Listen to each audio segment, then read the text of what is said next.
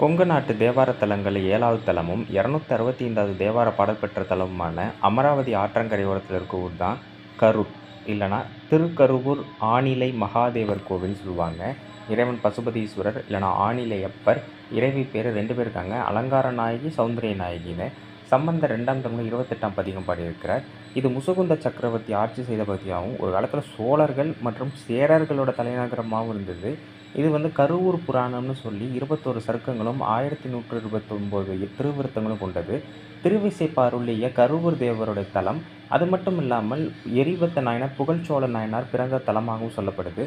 திருவிசைப்பா அருளிய கருவூர் தேவர் இந்த கோவிலோட தென்மேற்கு பகுதியில் தனி கோவிலாக இருக்கிறார். இப்படி எண்ணற்ற தகவல்கள் இருக்குது. 120 அடி உயரம் கொண்ட ராஜகோபுரங்கள் கொண்ட கோவில், இப்படி எண்ணற்ற தகவல் கொண்ட கோவில், திருப்புகழ் பாடியப்பட்ட கோவில், ஆணிலையப்ப மகாதேவன் கல்வெட்டில் குறிக்கப்படுறது. இப்படி எண்ணற்ற தகவலை கம்யூனிட்டி போஸ்ட்டில் நான் சொன்னேன்.